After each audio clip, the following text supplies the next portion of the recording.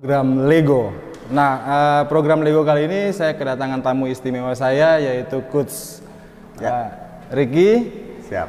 Beliau merupakan mantan pelatih PON NTT ya. Siap. Nah, Tribuners ini mereka belum tahu sosok Coach Nelson ini seperti apa. Mungkin Coach bisa menceritakan awal mula berkarir di sepak bola. Oh baik, ya mungkin kalau lengkap sih, nama ya. Nama saya lengkap tuh Ricky Nelson Gideon Dun.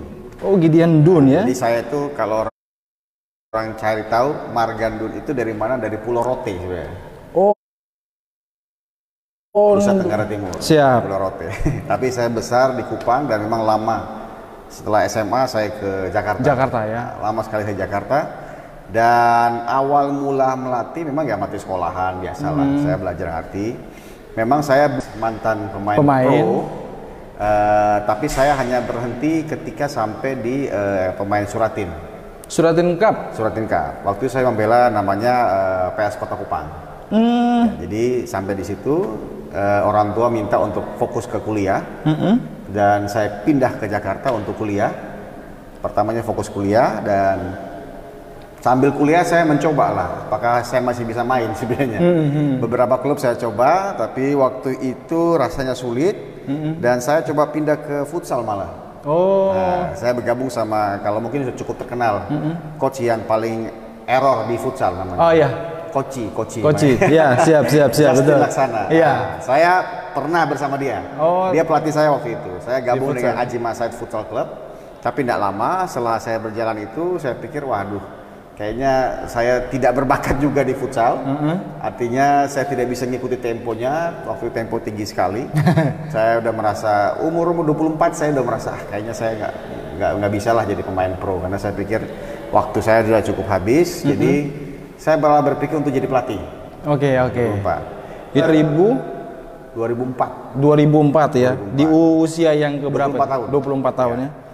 Jadi waktu itu saya bergabung dengan Villa 2000. Akademi Villa 2000 Jakarta Pamulang. Di situ saya belajar dan belajar ngelatih anak SSB, terus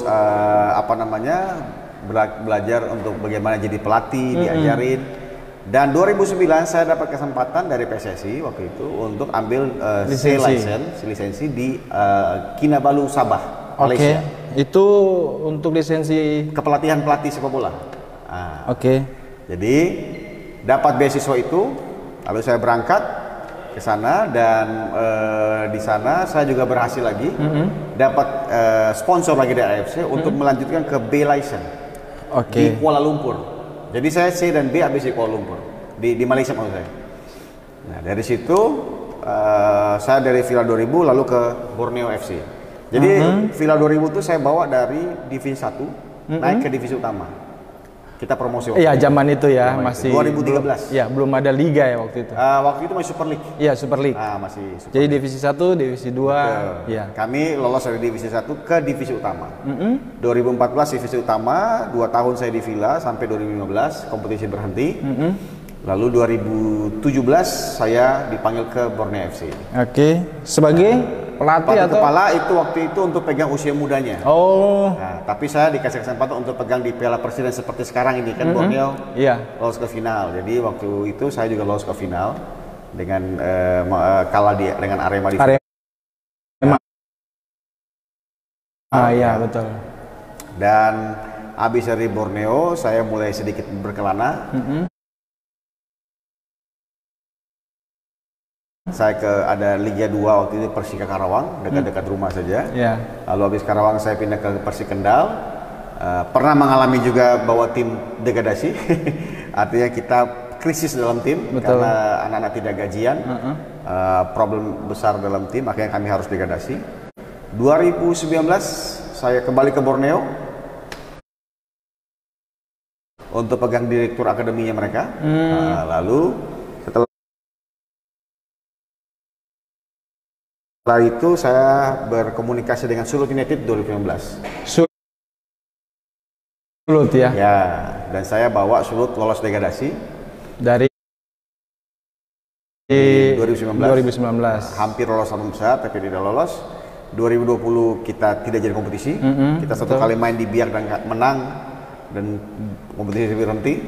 2021 kemarin masih di Sulut, lolos sampai 8 besar. Nah, jadi perjalanannya kurang lebih seperti itu. Tapi saya ada satu catatan, ini pernah menjadi asisten pelatih timnas U14. Oh ya, itu 2012. Saya 2 kali waktu itu. 2012 ya. Jadi ke AFC waktu itu festival di Kinabalu Sabah juga, dan ke Osaka Jepang. Saya pertama bersama dengan Tiastono Taufik, pelatih dari Persija waktu itu, dan yang kedua asisten sama Janal Abidin. Dia pernah dengan Persiwa Medan. Ya, jadi